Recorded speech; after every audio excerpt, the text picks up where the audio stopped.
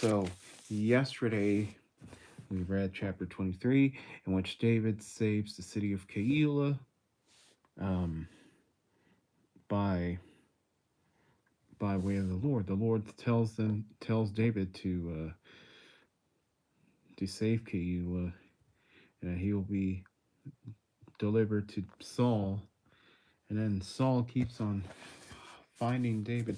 But when they hear the Philistines are attacking the land, Saul is interrupted and goes to tend to them.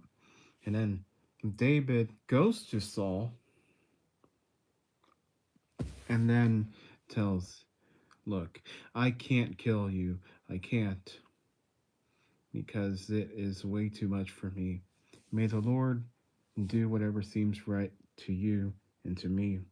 And then Saul is, "Okay, do not cut me off. Please swear by the Lord that you won't cut me off or my bloodline from my father." Something that you would say to the Lord if you want to if you want to make sure that you're not forgotten in heaven. And then chapter 25, Samuel dies. And then Nabal and Abigail. Nabal is evil, evil man, or rather ignorant, um, married to Abigail. Now, Abigail is, uh, he hears one of David's men tell what happened in their interaction with Nabal. And Nabal is like, "I am giving them to strangers. I'm giving food to strangers." So, yeah, he says that, and David is pissed, and David tells the matter by way of his messengers to Abigail, and then Abigail brings food to David to appease him and to save Nabal from bloodshed. But Nabal becomes obstinate and very stone-hearted, and he is stricken by the Lord. And then David marries Nabal. So we're going to start with chapter 26. I don't want to take too much longer, so I'm going to have to make this quick, folks. By the way, Metro, God bless you. Welcome in. I hope your day is going well. All right. So David again spares Saul. And by the way, we're going to finish up the book of Samuel here. Then the Ziphites came to Saul at Gibeah, saying, "Is David not keeping himself hidden on the hill of Hachilah, which is opposite Jeshimon?" So Saul set out and went down to the wilderness of Ziph, taking with him 3,000 chosen men of Israel to search for David in the wilderness of Ziph. And Saul camped on the hill of Hachilah, which is opposite Jeshimon, beside the road, and David was staying in the wilderness. When he saw that Saul had come after him into the wilderness, David sent out spies, and he learned that Saul was definitely coming. David then set out and came to the place where Saul had camped. And David saw the place where Saul lay, and Abner, the son of Ner, the commander of his army, and Saul was lying in the camp, in the circle of the camp, and the people were camped around him. Oh, and by the way, if you post any comments, I'm going to get to them after I finish each chapter, folks. So, then David said to Ahimelech the Hittite and to Abishai the son of Zeruiah, Joab's brother, saying, "Who will go down with me to Saul in the camp?" And Abishai said, "I will go down with you." So David and Abishai came to the people by night, and behold, Saul lay sleeping inside the circle of the camp with his spear stuck in the ground at his head. And Abner and the people were lying around him. Then Abishai said to David, "Today God has handed your enemy over to you. Now then, please let me pin you with the spear to the ground with one thrust, and I will not do it to him a second time." But David said to Abishai, Do not kill him, for who can reach out with his hand against the Lord's anointed and remain innocent? David also said, as the Lord lives, the Lord will certainly strike him, or his day will come that he dies, or he will go down in battle and perish. The Lord forbid that I would reach out with my hand against the Lord's anointed. But now please take the spear that is at his head and a jug of water, and let's go. So David took a spear and a jug of water that were at Saul's head, and they left, and no one saw or knew about it, nor did anyone awaken, for they were all asleep, because a deep sleep from the Lord had fallen on them. Then David crossed over to the other side and stood on top of the mountain at a distance with a large area between them. And David called to the call to the people and to Abner the son of Ner, saying, will you not answer, Abner? Then Abner replied, who are you that calls to the king? So David said to Abner, are you not a man? And who is like you in Israel? Why then have you not guarded your lord the king? For one of the people came to kill the king your lord. This thing that you have done is not good. As the Lord lives, all of you undoubtedly must die, because you did not guard the Lord's anointed. And now see where the king's spear is, and the jug of water that was at his head. Then Saul recognized David's voice and said, is this your voice, my son David? And David said, it is my voice, my lord the king. He also said, why then is my lord pursuing this servant? For what have I done, or what evil is in my hand? Now then, please let the Lord the King, my Lord the King, listen to the words of his servant. If the Lord has incited you against me, may he accept an offering. But if it is people, cursed are they before the Lord, because they have driven me out today, so that I would have no share in the inheritance of the Lord, saying, go serve other gods. Now then, do not let my blood fall to the ground far from the presence of the Lord. For the king of Israel has come out to search for a single flea, just as one hunts a partridge in the mountains. Then Saul said, I have sinned. Return, my son David, for I will not harm you again, since my life was precious in your sight this day. Behold, I have played the fool and have made a very great mistake.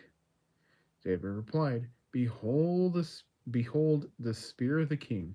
Now have one of the young men come over and take it, and the Lord will repay each man for his righteousness and his faithfulness. For the Lord handed you over to me today, but I refused to reach out with my hand against the Lord's anointed.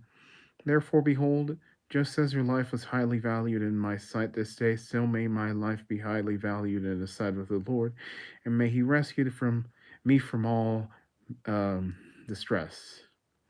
Then Saul said to David, blessed are you, my son David, for you will both accomplish much and assuredly prevail. So David went on his way, and Saul returned to his place. Christian, God bless you. Welcome in. How's it going? Yeah, that's chapter 26. So, the Ziphites tell Saul, hey, David is over here hiding. So Saul comes and looks for David, and then David is adamant on not killing Saul.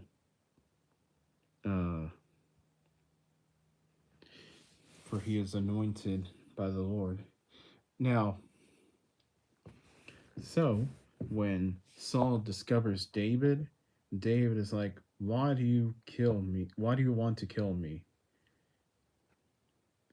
I plead to you, please do not kill me. And then Saul agrees that he has sinned.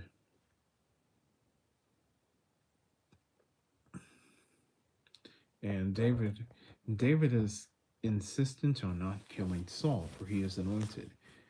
So that's chapter 26 right there. I had a pretty productive day overall, minus a rocky start, but I'm doing good. Okay, that's good.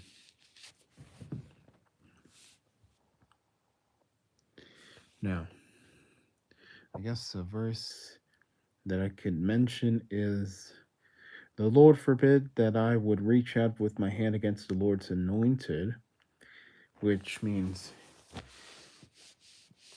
every every life is precious in God's hands, in God's sight.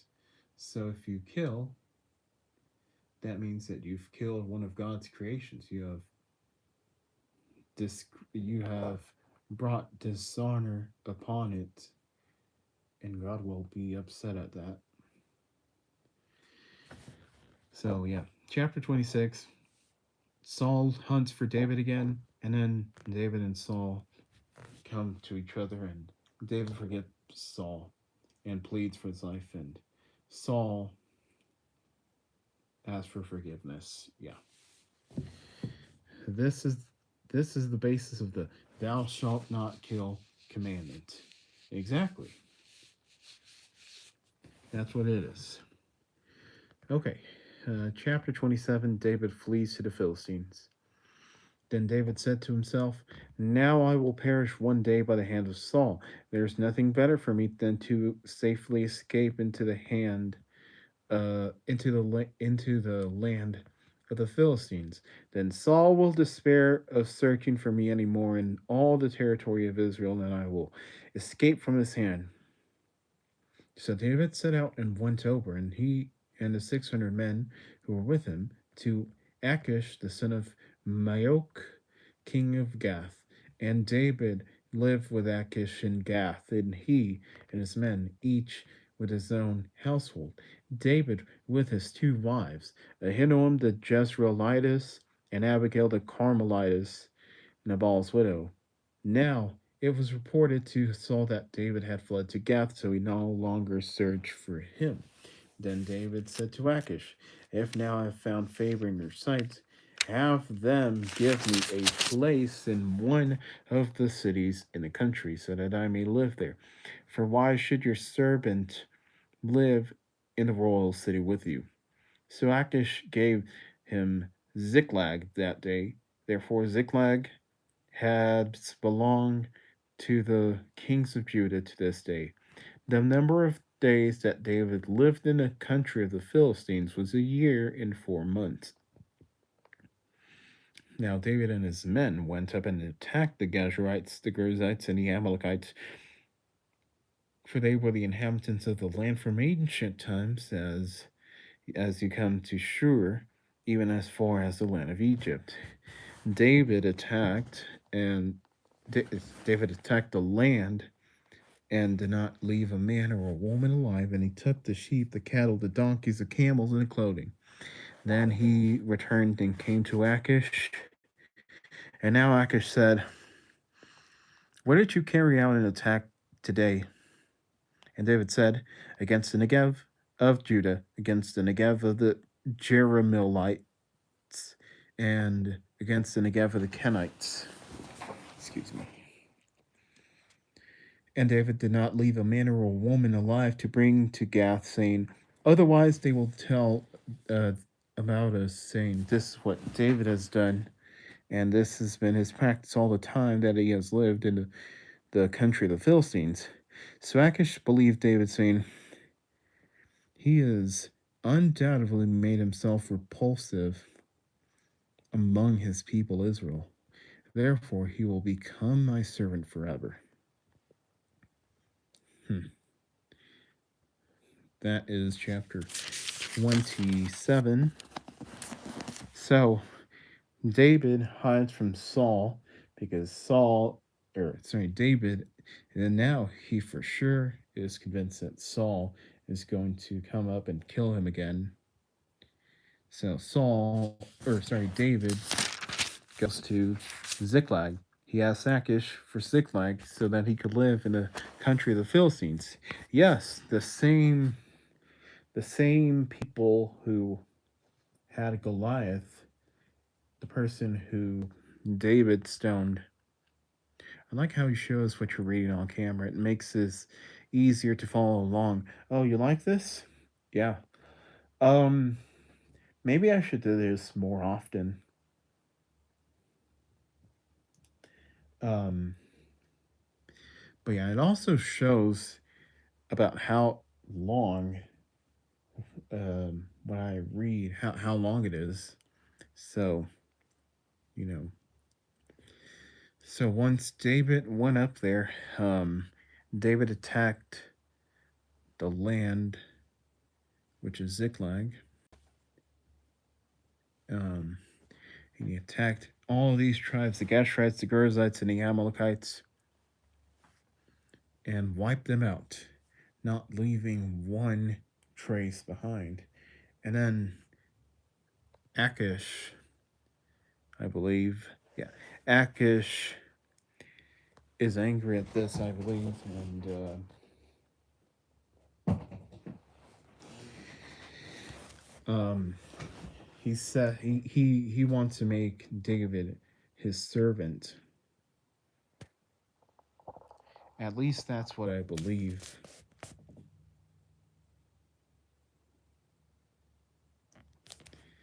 But we're gonna read. So yeah, 27. David goes to Ziklag to hide from Saul as a refuge, and he kills the foreign tribes there. Chapter 28. Saul and the spirit medium. Now came about in those days that the Philistines gathered their armed camps for war to fight against Israel. And Achish said to David, "Know for certain that you will go out with me in the camp, you and your men." David said to Achish, "Very well. You will learn what your servant can do." So Achish said to David, "Then I will assuredly make you my bodyguard for life." By the way, if I mispronounce a name or two, please forgive me. It's not my intent. Now Samuel was dead, and all Israel had mourned him and buried him in Ramah, his own city, excuse me. And Saul had removed the mediums and spiritists from the land. So the Philistines assembled and came and camped at Shunem, and Saul gathered all Israel together, and he camped in Gilboa. When Saul saw the camp of the Philistines, he was afraid, and his heart trembled greatly. So Saul inquired of the Lord, but the Lord did not answer him, either in dreams, or by the Urim, or by the prophets. Then Saul said to his servants, "Find for me a woman who is a medium, so that I may go to her and inquire of her." And his servants said to him, "Behold, there is a woman who is a medium at Endor." Then Saul disguised himself by putting on different clothes, and he and his 2 men with him. And he came to the woman by night, and he said, "Consult the Spirit for me, please, and bring up for me the one whom I shall name for you." But the woman said to him, "Behold, you know what Saul has done, that he has eliminated the mediums and spiritists from the land. Why are you then setting a trap for my life to bring about my death?" So Saul swore an oath to her by the Lord, saying, "As the Lord lives, no punishment shall come upon you for this thing." Then the woman said, "Whom shall I bring up for you?" And he said, "Bring up Samuel for me." When the woman saw Samuel, she cried out with a loud voice, and the woman spoke to Saul, saying, "Why have you deceived me for you all, Saul?" But the king said to her, "Do not be afraid, but what do you see?" And the woman said to Saul, "I see a divine being coming up from the earth." He said to her, "How does he appear?" And she said, "An old man is coming up, and he is wrapped in a robe." And Saul knew that it was Samuel, and he bowed with his face to the ground and paid homage. And Samuel said to Saul, "Why have you disturbed me by bringing me up?" Saul replied, "I am very distressed, for the Philistines are waging war against me, and God has abandoned me and no longer answers me, either through prophets or in dreams. Therefore I have called you so that you may let me know what I should do." Samuel said, "But why ask me, since the Lord has abandoned you and has become your enemy? And the Lord has done just as he spoke through me. For the Lord has torn the kingdom. He has torn the kingdom. Uh, he's uh, he's torn the kingdom from your hand and has given it to your neighbor David. Just as you did not obey the Lord and did not execute his fierce wrath on Amalek, so the Lord has done this thing to you this day. Furthermore, the Lord will also hand Israel along with you over to the Philistines. So tomorrow you and your sons will be with me. Indeed, the Lord will hand the army of Israel over to the Philistines." And Saul immediately fell full length to the ground and was very afraid because of Samuel's words. There was no strength in him either, because he had eaten no food all day and all night. The woman came to Saul and saw that he was utterly horrified. And he said to him, "Behold, your servant has obeyed you, and I have taken my life in my hand and have listened to your words which you spoke to me. So now you too, please listen to the voice of your servant, and let me serve you a piece of bread and eat it, so that you will have your strength when you go on your way." But he refused and said, "I will not eat." But her servants, together with the woman, urged him, and he listened to them. So he got up from the ground and sat on the bed. Now the woman had a fattened calf in the house, and she quickly slaughtered it. Then she took flour, kneaded it, and baked unleavened bread from it. Then she served it to Saul and his servants, and they ate. Then they got up and left that night. Okay, so um, I didn't realize, but I only have 28% battery. I forgot to charge it. But yeah, Saul um, Saul want Saul is troubled. He saw the Philistines marching against him, and he wanted to go up to the Lord. But he did not answer him, for he has turned on him. So he goes to the medium, a woman who is a medium, who will pull up Samuel, who says, "The Lord has done just as he spoke through me, and has torn apart the kingdom and gave it to David. And just as you did not obey the Lord and did not execute his fierce wrath on Amalek, so the Lord has done this thing to you this day." Verse 18. That's the verse right there. So after hearing all this, Saul is afraid because the Lord has truly become against him. So uh, it will indeed be tough on Saul for this alone. Was Saul not eaten because he felt defeated and afraid? Yes, that's exactly what happened. Saul knows that the Philistines are going to go after him, and so he is so afraid that he does not want to eat. But yeah, that's what happens. And he consults the woman who's a medium and wants to pull up Samuel. And thus, he realizes in chapter 28 that the kingdom will fall apart from Saul and into David. Side note, my mom has consulted a medium one time to inquire concerning about my uncle who was shot and killed. So there's that.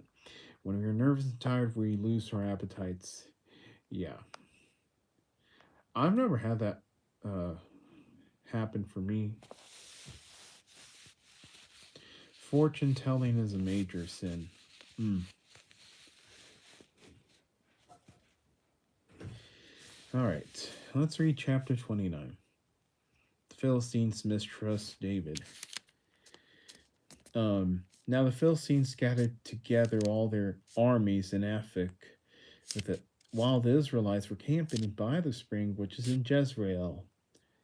And the governors of the Philistines were proceeding on, leading hundreds and thousands, and David and his men were proceeding in the back with Achish. Then the commanders of the Philistines said, "What are the Hebrews doing here?" And Achish said to the commanders of the Philistines, "Is this not David, the servant of Saul, the king of Israel, who has been with me these days, or rather these years, and I have found nothing at all suspicious in him since the day he deserted to me to this day?" But the commanders of the Philistines were angry with him, and the commanders of the Philistines said to him, "Make the man go back so that he will return to his place where you have assigned him, and do not let him go down to battle with us, or in the battle he may become an adversary to us. For how could this man find favor with his Lord? Would it not be with the hands of these men as um is this not David, of whom they sing and dance the same? Saul has slain his thousands, and David his 10,000s." Then Achish called David and said to him, "As the Lord lives, you have indeed been honest, and your going out and your coming in with me in the army are pleasing in my sight, for I have not found evil in you since the day of your coming to me this day. Nevertheless, you are not pleasing in the sight of the governors. Now then, return and go in peace, so that you will not do anything wrong in the sight of the governors of the Philistines." However, David said to Achish, "But what have I done, and what have you found in your servant since the day that I came before you to this day, that I cannot go and fight against the enemies of my lord the king?" But Achish replied to David, "I know that you are pleasing in my sight like an angel of God. Nevertheless, the commanders of the Philistines have said, 'He must not go up with us into the battle.' Now then, rise early in the morning with the servants of your Lord who have come with you, and as soon as you have risen early in the morning and have light, leave."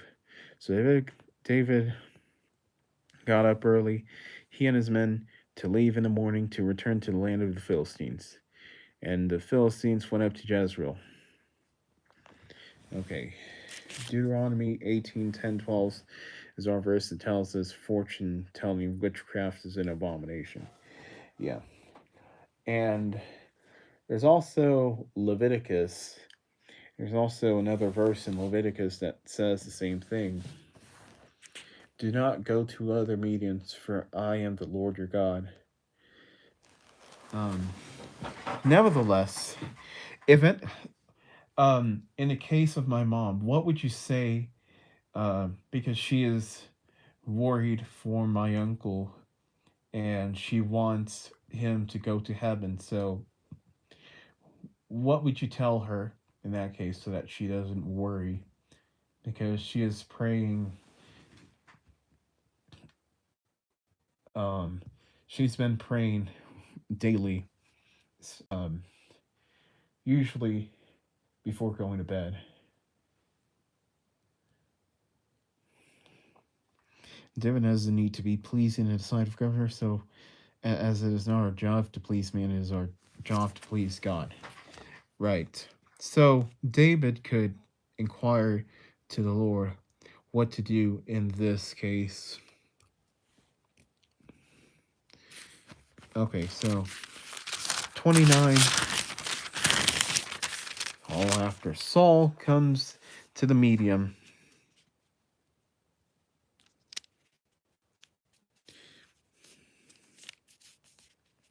Um, oh, and also my mom has also been having dreams concerning the potential suspect and dreams about my uncle telling her stuff. Like, even She had a dream where my uncle was telling her 1981. That was his birth year. So I'm not sure what he's trying to say about that. But could it be a prophecy? Maybe. Could it be something else? Maybe. I do not know. But yeah, I think your mom needs to have a talk with God to show what's going on with your uncle. On top of fortune telling being a sin, there are also scammers that pretend they know what they dead are doing. Yeah. Um, and the medium or the person she was on the video call with even said that his wife left her because she was afraid about this, you know, telling what's going on with a dead person. So, um, I don't know what to do. I don't feel like I could help her. I can't stop her from asking each day to stop. She keeps thinking of, will my uh, father may her or sorry may his soul and spirit be in resting in peace and light and peace to your soul and spirit, all that stuff. So yeah, I got 20% battery left. She also needs to ask God to help her see the potential prophecies. Yeah. Um she even said herself that yesterday she saw a person in real life who she dreamed was the killer. So,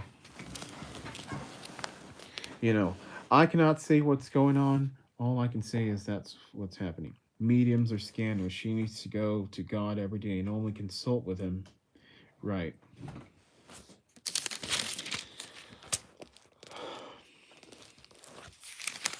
I'll ask some friends as well to see what's going on. But yeah, prayers for her so that she may be in peace because and that she may forgive whoever was involved, which is hard to do, but yeah. Yeah, 29. So the Philistines were hearing, should David go here? And then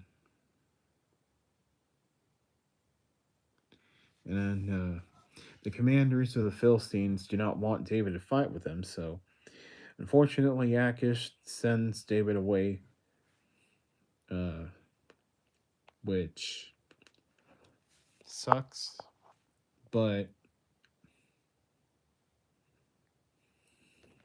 the Lord will repay the favor because the Lord's with him, which is the complete opposite of Saul, whom the Lord left. As mentioned, mediums commit three sins at once. Right.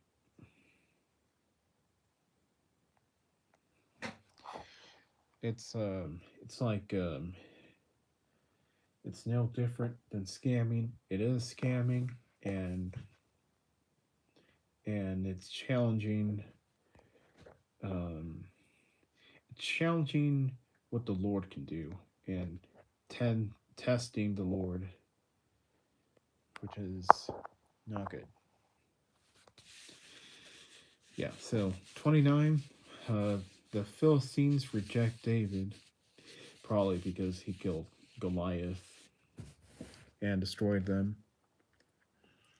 All right, chapter 30, David's victory over the Amalekites. Then it happened when David and his men went to Ziklag on the third day that the Amalekites had carried out on an attack on the Negev and on Ziklag and had overthrown Ziklag and burned it with fire. And they took captive the women and all who were in it, from the small to the great, without killing anyone, and then drove them off and went their way. When David and his men came to the city, behold, it was burned with their fire, and their sons, or sorry, their wives, their sons, and their daughters have been taken captive. Then David and the people who were with him raised their voices and wept until there was no strength in them to weep. Now David's two wives have been taken captive, Ahinoam the Jezreelitess, and Abigail the widow of Nabal the Carmelite. Um, Also, David was in great distress because the people spoke of stoning him, for all the people were embittered, each one because of his sons and his daughters. But David felt strengthened in the Lord his God. Bingo. That's a worthy verse.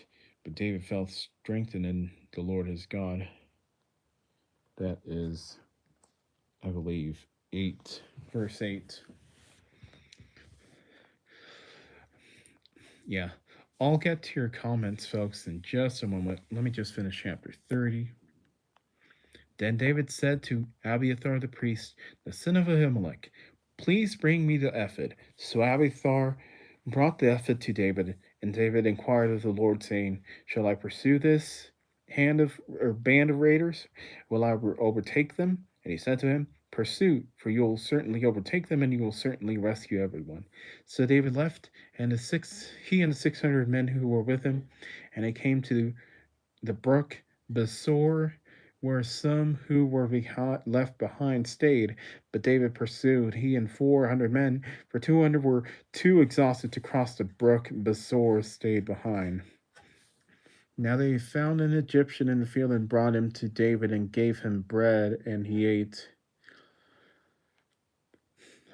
Brought him to David, and they provided him water to drink.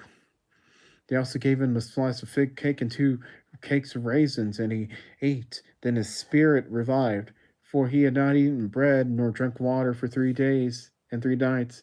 Then David said to him, to whom do you belong, and where are you from? And he said, I'm a young man of Egypt, a servant of the Amalekites, and my master abandoned me when I became sick 3 days ago. We carried out an attack on the Negev of the Kerethites, and on that which belongs to Judah, and on the Negev of Caleb, and we burned Ziklag with fire. Then David said to him, will you bring me down to the band of raiders? And he said, swear to me by God that you will not kill me or hand me over to my master, and I will bring you down to this band. Now when he had brought him down, behold, they were dispersed over all the land, eating and drinking and celebrating because all the great plunder that they had taken from the land of the Philistines and from the land of Judah. And they had slaughtered them from the twilight until the evening of the next day, and not a man of them escaped, except 400 young men who rode on camels and fled. So David recovered all that the Amalekites had taken, and rescued his 2 wives, and nothing of theirs was missing, whether small or great, sons or daughters, plunder or anything that they had taken for themselves. David brought it all back. So David had captured all the sheep and the cattle which the people drove ahead of the other livestock, and he said, this is David's plunder. Yeah, sorry. I guess I'll read your comments right now. David has proven himself to be victorious so many times because God was the foundation of his strength. Yeah. Again, complete 180 from Saul. Saul was abandoned by God, and David is followed by God because God is followed by David. I released a new song called Zoned Out. Check that song out on Team S.O.S. There's the channel. Team S.O.S. And yeah, produced by S.O.S. Records. Ew, yeah. I'll check that out after this reading.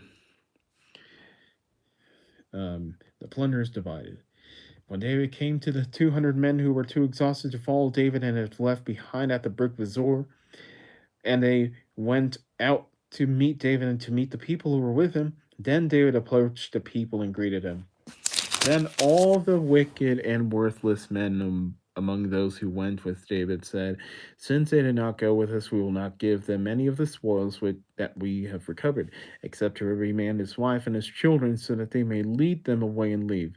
But David said, "You must not do so, my brothers, with what the Lord has given us, for he has protected us and handed over to us the band of raiders that came against us. And who will listen to you in this matter?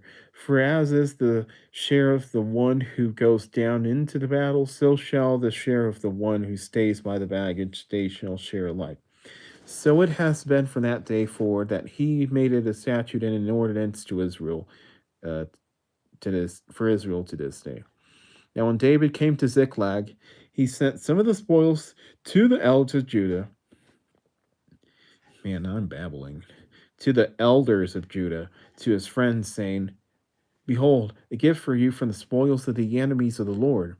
To those who were in Bethel, to those who were in Ramoth of the Negev, to those who were in the Jetter, to those who were in Eror, to those who were in Ziphmoth, to those who were in Eshtemoa, to those who were in Rakal, to those who were in the cities of the Jeremielites, to those who were in the cities of the Kenites, to those who were in Hormah, to those who were in Bor, Ashen, to those who were in Aphik, to those who were in the Hebron, and to all the places where David himself and his men walked."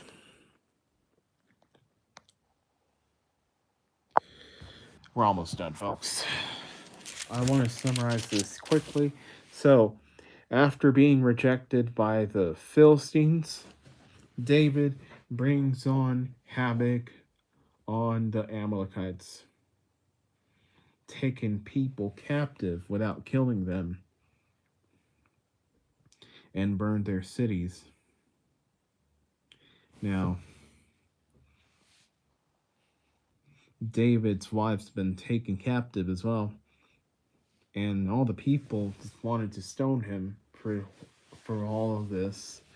However, the Lord gave David the strength.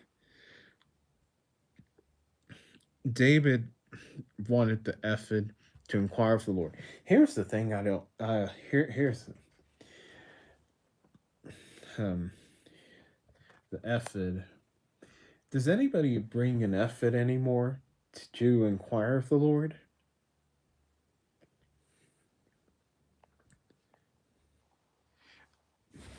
Just a side note. But nevertheless, David asked the Lord, "Should I overtake them?" And the Lord says, "Yes, you'll certainly rescue everyone." So they went out, and an Egyptian brings bread and water so that David and all his crew may be rejuvenated. And David is asking, "Where are you from?" "I'm from Egypt." And David is like, "Bring me down to the band of the raiders." So they go down, and he slaughters the raiders. He slaughters them, and he rescues his two wives, and everything is now back in place. And then they divide the loot that they have brought from the enemy.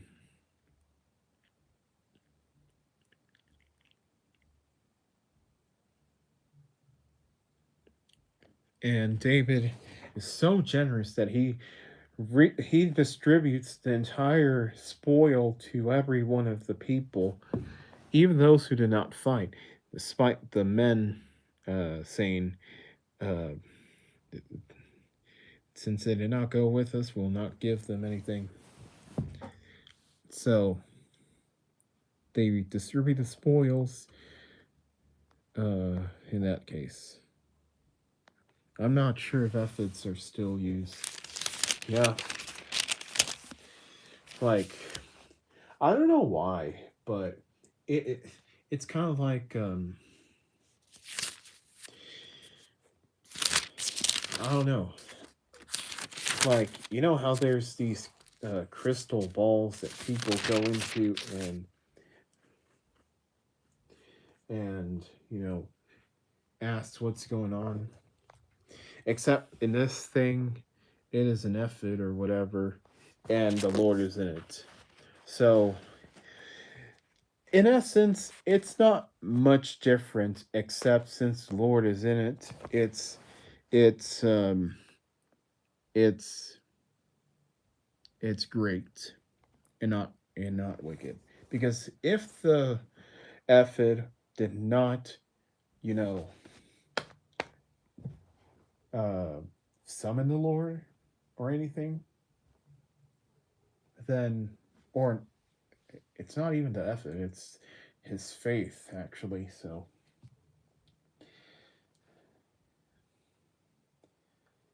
but if you know, if the Lord was not with David and he did that, then who knows what kind of stuff would happen. Crystal balls or fortune telling devices. Yeah, just like that medium. Yeah.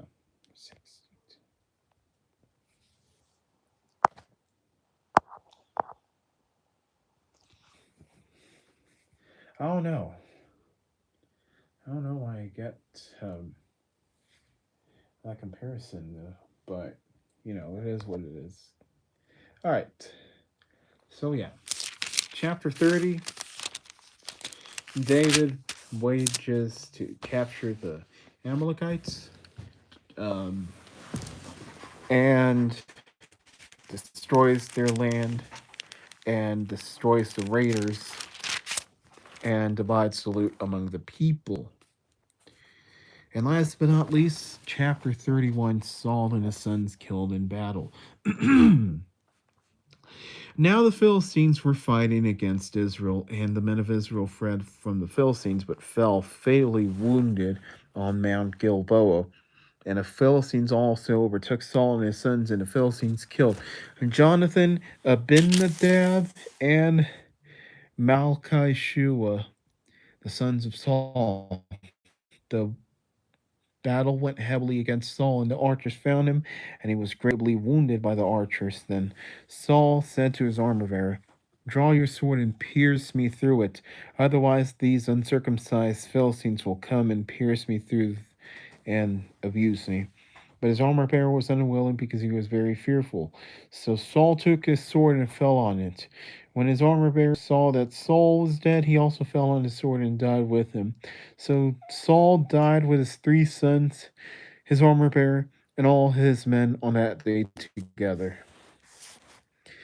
Now, when the people of Israel who were on the other side of the valley, with those who were behind the Jordan, saw that the men of Israel had fled, and that Saul and his sons were dead, they abandoned the cities and fled. Then the Philistines came and settled in them. By the way, I have 10%, so I gotta hurry up. It came about on the next day when the Philistines came to strip those killed that they found Saul and his 3 sons fallen on Mount Gilboa. They cut off his head and stripped of his weapons and sent them through the land of the Philistines to bring the good news to the house of their idols and to the people. They put his weapons in the temple of Ashtaroth, and they nailed his body to the wall of Beth Shan. Now, when the inhabitants of Jabesh Gilead heard what the Philistines had done to Saul, all the valiant men got up and walked all night, and they took up the body of Saul and the bodies of his sons from the wall of Bethshan. And they came to Jabesh and burned them there. And they took their bones and buried them under the tamarisk tree in Jabesh, and fasted for 7 days. The word of the Lord. Praise be to God. Yeah. What I want to know is what's with these people and killing themselves? Like, there was a person who was stoned, I believe, or yeah, gravely wounded by a woman, and he's like, "Kill me right now, pierce me through with a sword, so that nobody will tell that I've been killed by a woman." which to me is kind of weird. I, I don't know how I can explain that, other than pride, I guess. All right, I'm gonna set my phone down. You're not gonna see anything, folks, for the rest of this stream, but I'm gonna set it down. I'm charging it. Um, what else? And the same thing. Saul is like, kill me before the Philistines get me. Like you're gonna be dead regardless, unless you you let yourself go and accept this risk, and maybe you'll survive. Who knows? No, no. He pierces his own body and dies. What does that tell you? Because I don't know what that tells me. The S.O.S radio videos? Um, no. Not the S.O.S radio videos, Metro. But I will check that out. Zoned out. That is an evil spirit of Satan giving these people the sense of pride and hopelessness. Yeah. Like,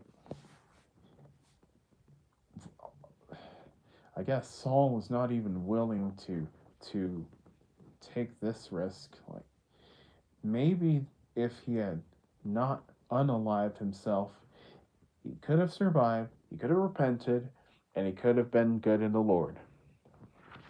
And next is King David. You know the crazy part? First Samuel is when Samuel the prophet dies. And yet Second Samuel exists. Saul needed to put God first, which he unfortunately did not do. Yeah, exactly. I don't get it. Here's the thing I'm not sure. How come instead of First and Second Samuel, it's not the book of Samuel and then the book of David? That's what I don't get.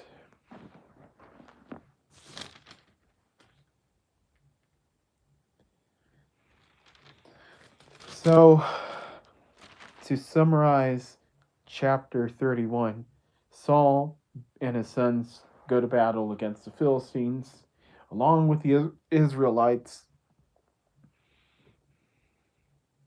and his sons are killed. And Saul is so afraid that he decides to take his own life. I'm probably going to get flagged for YouTube for saying that, but I don't care. I've said it. That's what happens.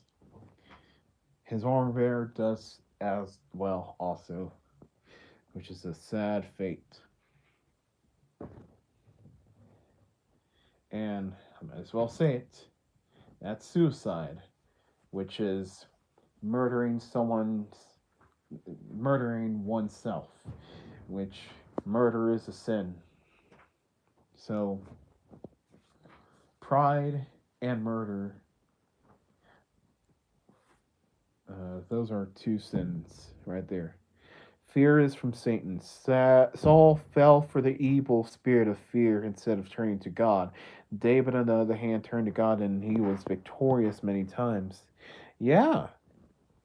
And likewise, David is following the Lord, so that's why the Lord is always with him. Yeah. We would have loved Saul obey and follow the Lord in all his ways, but that's not what happens. And that's how fate is. But so yeah, chapter 31, Saul's sons are killed by the Philistines, and Saul ends up losing to himself. So yeah, that is First Samuel.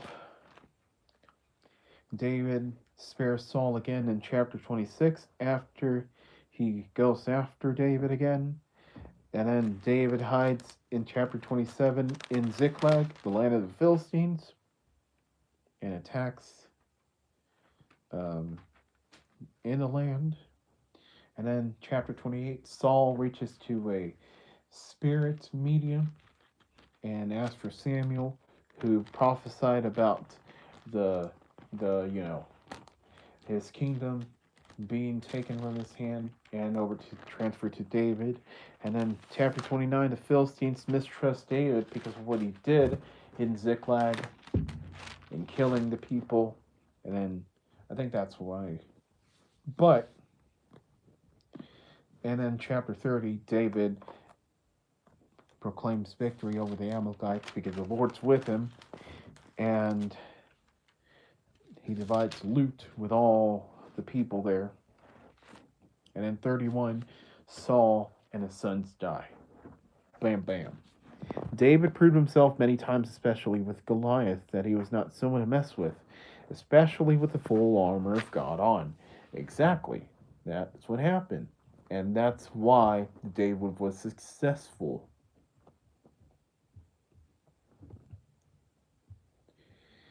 Empires that are not made without God will prosper very, very, uh, very poorly.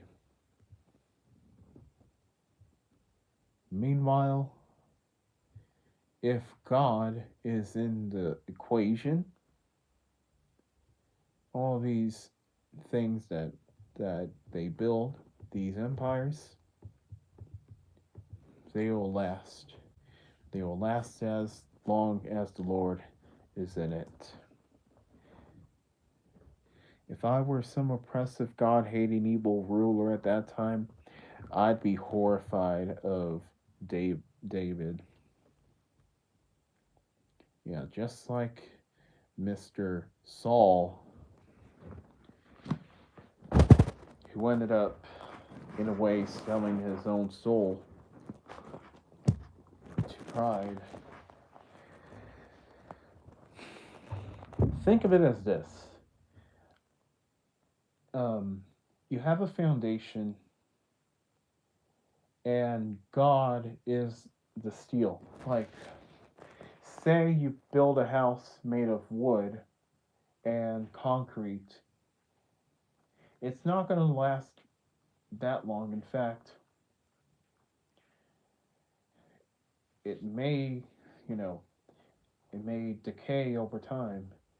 But if you if you enforce that steel in it inside of the structures, then it will last. Maybe a few repairs, but it will certainly last. Or you know what? I have a better analogy. Think of it as a house being built with planks of wood. It's more prone to being wiped out by a hurricane. However, a house rooted or built underground partially with steel and heavy duty materials as well, and wood if you want. But that steel, which God is, it will withstand a hurricane. So that's what it is. That's why most commercial buildings are built of steel. Exactly. And David should have been every Philistine's nightmare. But they did not believe in God, so it's on them after all is said and done.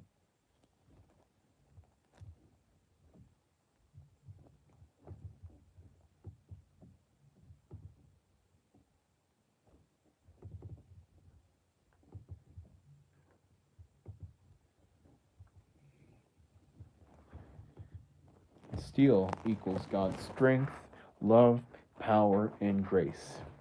And, you know, love him or hate him, George W. Bush said when, after 9/11, he said, these, uh, these, these attacks shatter steel, but They cannot dent the steel of American resolve, which I'd compare to God in this case, in a way.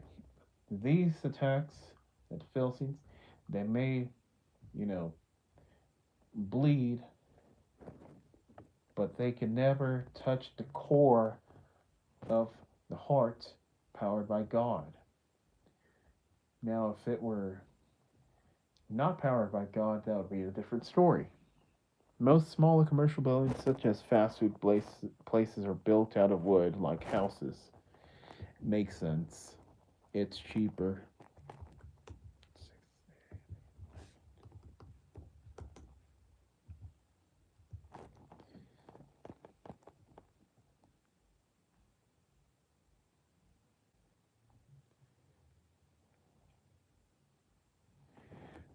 The American spirit is fueled by God. None of those attacks from back in the day could destroy us. We had God, and we will always have God no matter what. The world really needs God.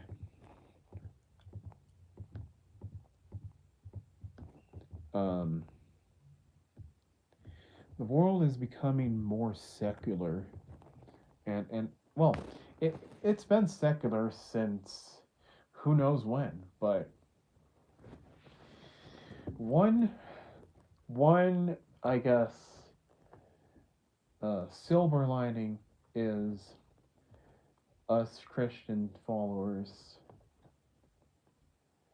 uh, those who fear God, those who acknowledge and accept what Jesus has done, and those who are possessed by the Holy Spirit.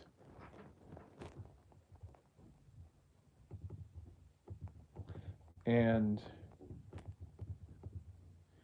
yes, we have different issues, whether it be obedience in my case, or, you know, um, whether it be some kind of difficult problem that's happened back in your days. Like in the case of my mom, it would be the death of my uncle. So, but, or something that they're not subordinate to, whatever it may be. We're not perfect, but because of what Jesus did, He will intercede for us. He's interceded for us to the Father, and by that we are saved. But I must say, though, the world does need God, and we have witnessed America separate itself from Christian values so that it become more worldly. This is absolutely evil and disgusting. Chick-fil-A, for example, has turned on their Christian values they were founded on to become wokest.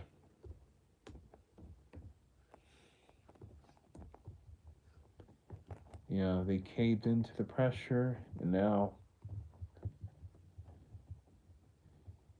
well, I didn't even know that happened, but,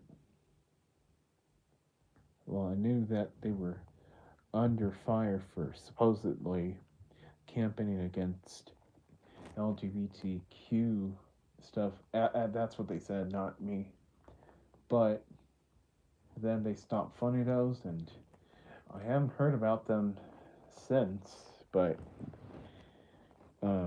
secondly, when did it become acceptable for people to start lying and stealing? A lot of states do not prosecute for theft, fraud, or assault these days. Yeah. Um,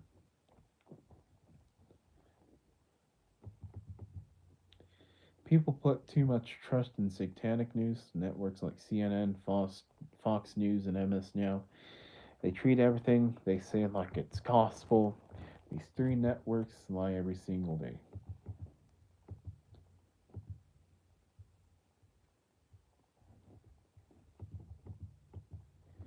Oh, speaking of news, Venezuelan dictator Nicolas Maduro, he was captured by the United States, and he's now in New York being arraigned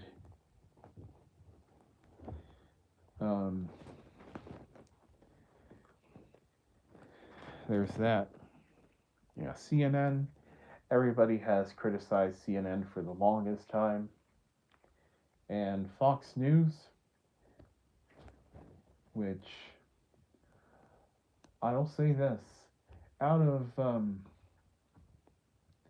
out of all these news outlets, which I believe, and forgive me for going political, but out of these other news outlets, which are more liberal, Fox News tends to be, I guess, more on the conservative side, if I'm not mistaken.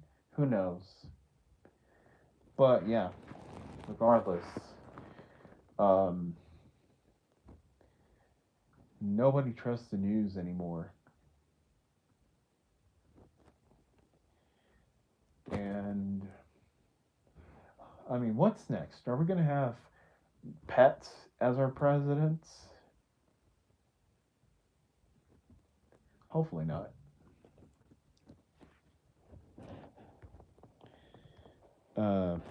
California, Florida, New York, and Mexico and Minnesota are probably the most God-hating states in the country. These states really need Jesus.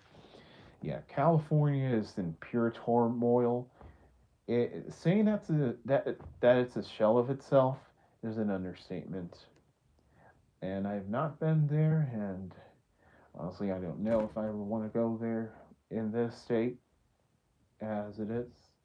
Florida, they commit a lot of sinful stuff. There's a lot of, uh, adult content creators who operate in Florida. There's lots of probably crime there and theft. Who else? New York. Well, it's being threatened by, foreign religion. ¿Qué pasó? Pronto. Sí. ¿En qué quedamos? ¿Cómo? Que no se ponen arriba de la cama. Sí. Sí. Me salieron bien caras arregladas, ¿sí? Ok. ¿Tú me las cuidas? Ok.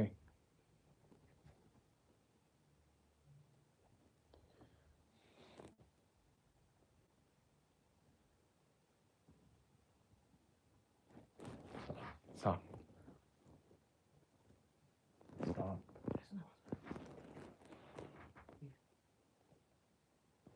¿Listo? ¿Ya acabaste? Sí, casi. Por favor. Ok. Ahorita lo veo. Es que necesitaba que me las Sí. Ahorita. Bien. Estas me las voy a llevar. Está bien. Dijo tío Chela que uses esta para que veas si sí está trabajando rápido. Está bien. Úsala mientras grabas. Sí. Por favor, para que veas si sirve. Para si no fallamos la señal. Sí. Pero úsala. Sí. ¿Qué traes? No. ¿Qué te dijo el doctor? ¿Qué te dijo el doctor? Espera. Sí. Sí, ahorita.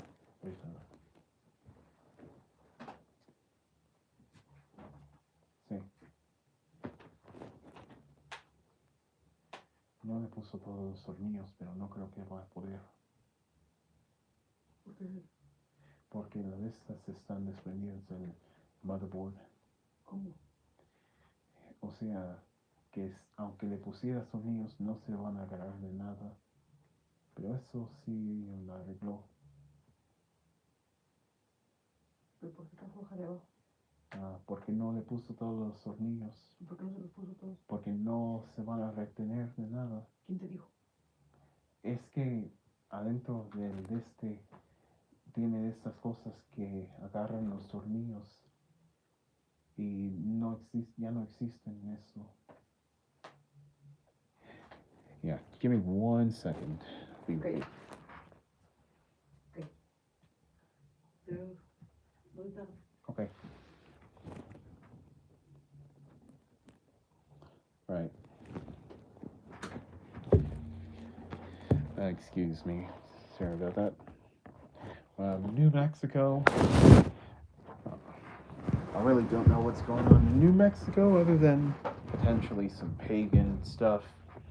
And Minnesota, well, it's a hot spot for people forcing LGBTQ ideology, I guess. Well, that would be also California, I guess. But also, um, they're becoming Somali, I guess.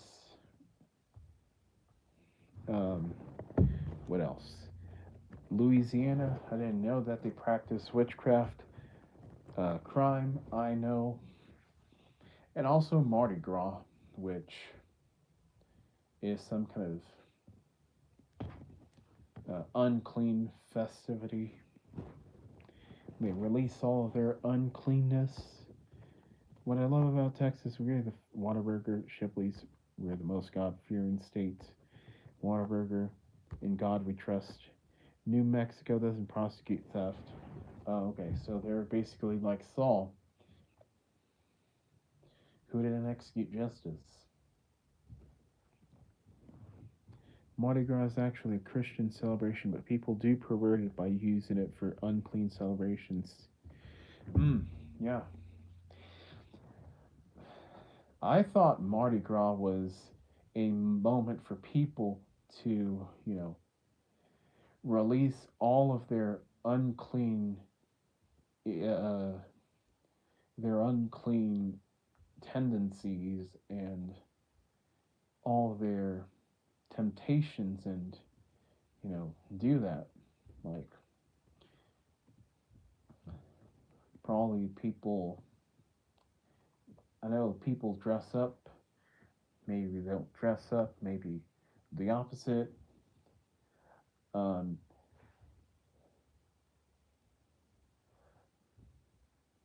but maybe that's something else that they added. Um, if that's the case, then what would be the meaning? Similarly to how Christmas and Easter are ruined with pagan imagery, steals the meanings of these important holidays away. I'm curious what Mardi Gras was all about at first.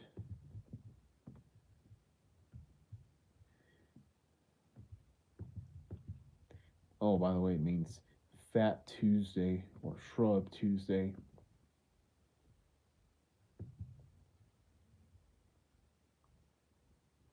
Oh, to administer the sacrament of confession or to absolve.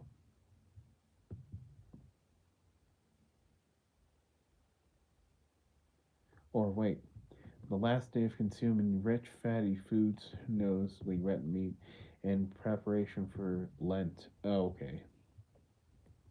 Oh, okay. In that case, that's a Catholic thing that the French, uh, or especially in Louisiana, but in Louisiana they've done other things as well, which deviated. The Houston version of Mardi Gras, the Houston radio, or sorry, rodeo. I said radio. Yeah.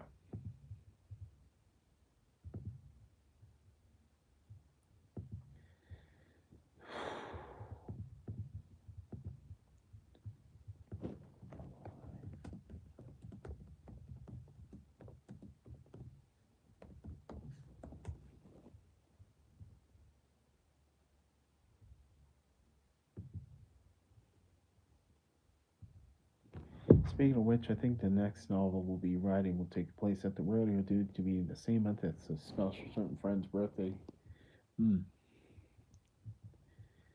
I've never been to a rodeo. At least I don't think I've been. But I know, I know I was born in Texas. I know I've been to some livestock shows in Calhoun County, but I have not been in a rodeo.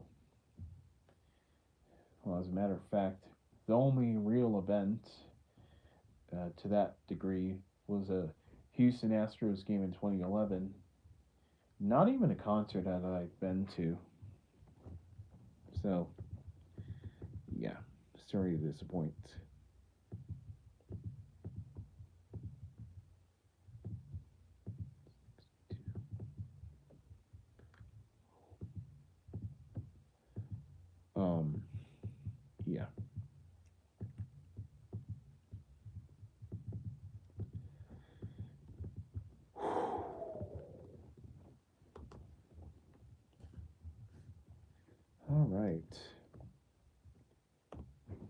The Houston Rodeo is the world's largest rodeo.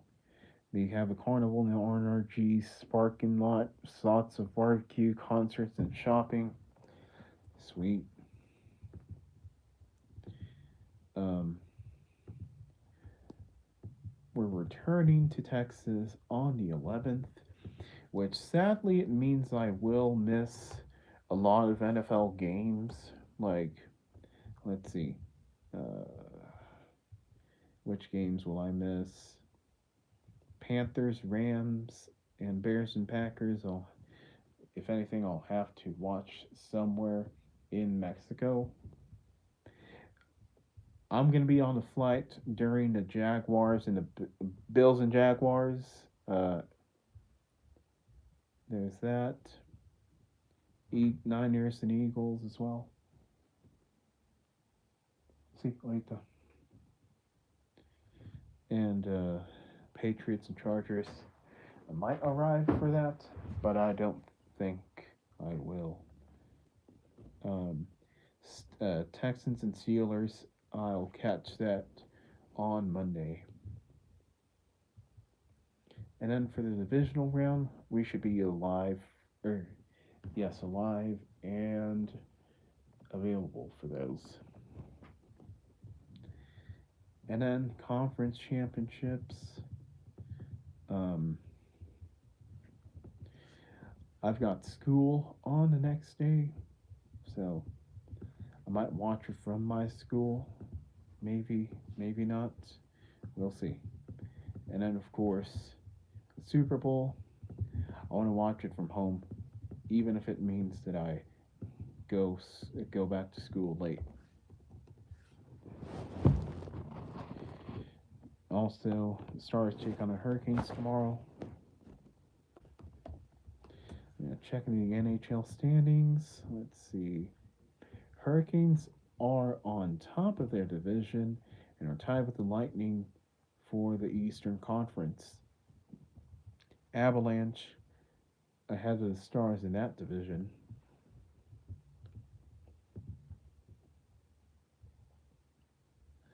So yeah. Sweet.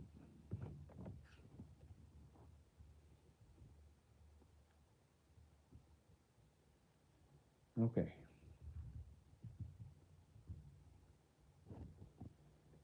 Okay.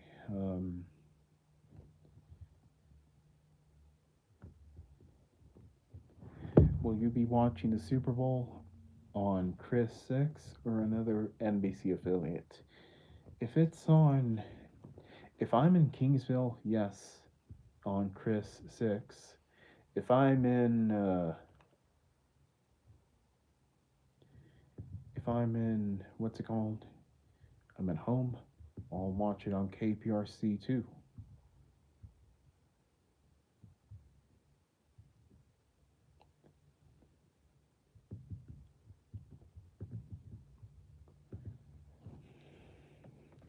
I can't wait to see the new graphics for NBC.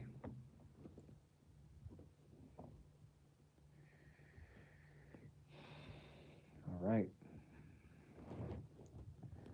11:48. That's yeah. That's because for Dish's map, it the market is for Calhoun County. It is definitely Port Lavaca. Um, yeah, I'm interested most in that score bug and the logos. Will it have beveling? Will it be like CBS with neon as well? We'll see. Yeah. Yeah, that thing is. It, I would be hard pressed to think that it wasn't a a graphics package for Sunday Night Football. If you omitted the CBS logo or any reference to CBS, well, maybe the font would give it away, but still, it looks very professional. Um, but yeah, we'll see where I'm at in the Super Bowl, whether at home or at school. Oh, okay. Yeah. Right. 11:50. That's gonna wrap it up for me today. And yeah, CBS the only network that went out. Yeah. Well, Fox, we know what it did. CBS, we love it. ESPN, I guess, is the closest thing. I'd have to take a look at what they've done, but I guess they could have gone close as well. And then NBC. I feel like their current package is dated, but that's just me. Anyways, folks, yeah. Like, Mitch said that it was newsy, like it was news. Like, I just think that it's missing that classic feel that makes me excited.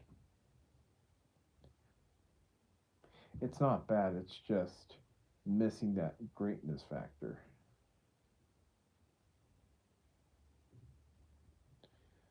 The main scorebug or the final scorebug looks newsy. The whole graphics package, I think,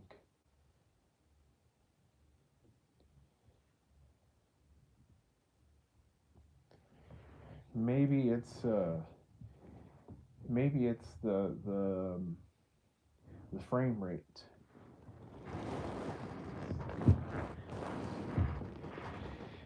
because it's like, I guess it's either 24 or 30 frames per second, so that could also factor in.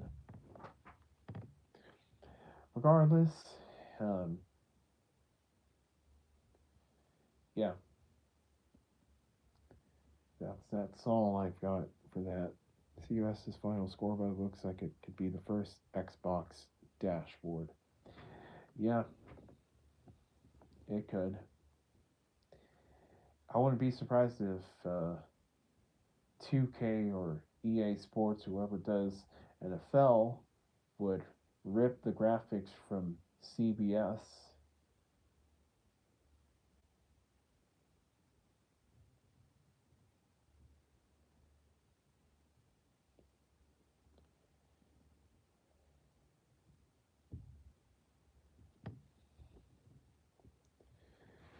Yeah, I don't know what it is with Fox, but they've got some work to do. CBS looks like it's set, maybe a few minor adjustments for the next 2 years until they broadcast the Super Bowl again, but other than that, they're good. CBS also has leak player bugs too when they show a small picture of the player with their stats. Oh, really? Yeah. I just, uh, I just wish that the lower thirds that are flat could match up with the rest of the beveled graphics and more 3D and nature stuff. That's my only complaint. But it's great. All right.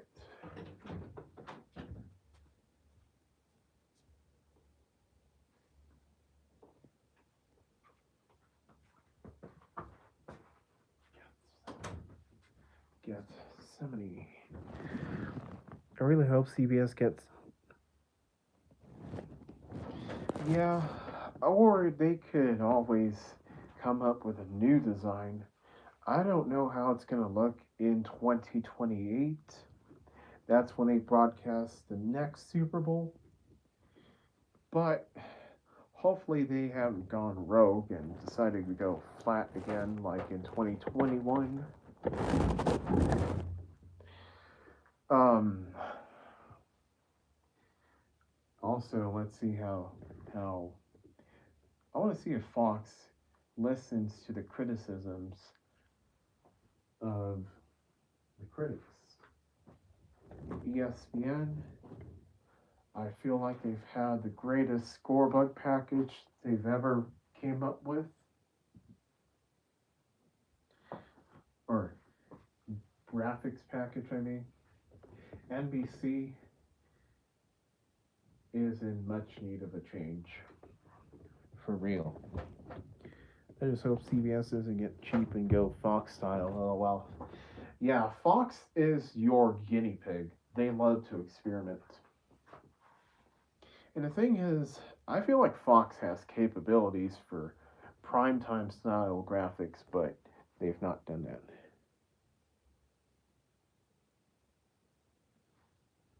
Yeah. Paramount might get ready to go to litigation and stuff, which people are gonna hate this, but yeah.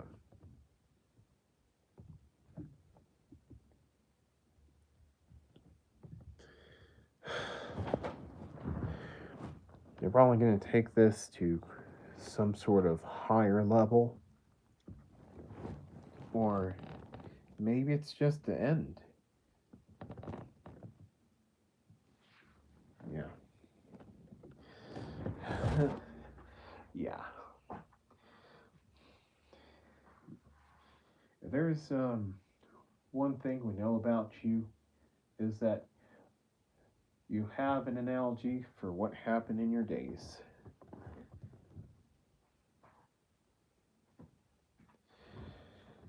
Okay.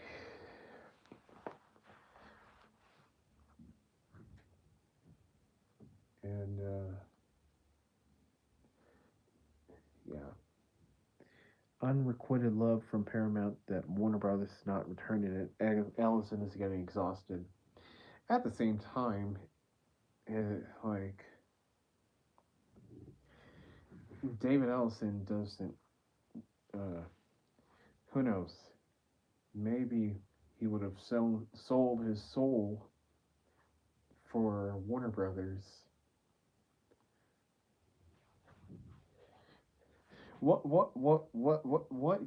Um what could you really say?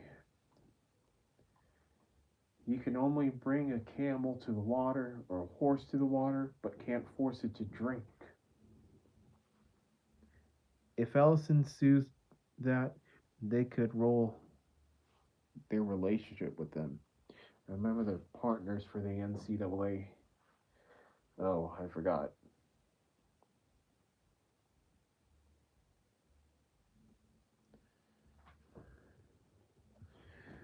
A lawsuit could mean the end of CBS, TBS, and TNT carrying March Madness.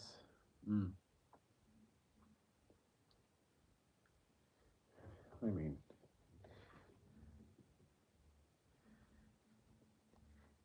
at that point, it's gonna come to an end still. So I don't know. I just maybe it'll come to an end anyway. The partnership between them someday. So I'd still take the risk if we really wanted to, but I wouldn't go as far as to the level where it's sell your soul type deal. And CW.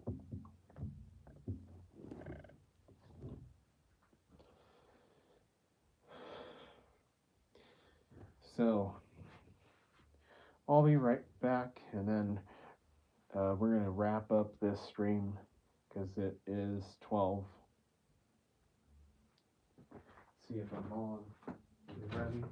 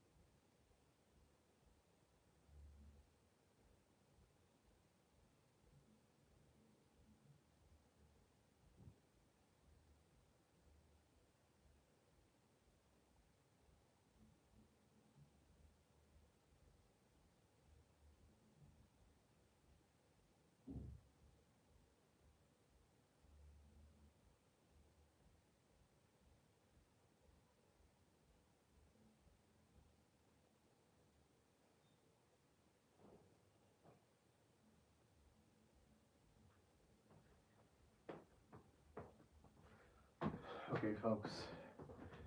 I'm gonna end, but thank you. Thank you, Chris. Thank you, folks. Lord, thank you for allowing my voice to be heard among people. Thank you for bringing this message to YouTube. Thank you. I just pray that whatever I do, I may do it with sincerity and not half-heartedness. I struggle with that, but I pray, Lord, that you may give me the spirit to do that. Lord, I pray for whoever is struggling with something in their daily lives, that they may find the greatness of Jesus. Because I've taken that for granted myself, and that it's costed dearly. So I may pray that they may know the worst kept secret and not fall without it, and that they may be in peace. In Jesus' name, amen. In terms of trim to fat, both the merge. Yeah. I don't know what's gonna happen anymore because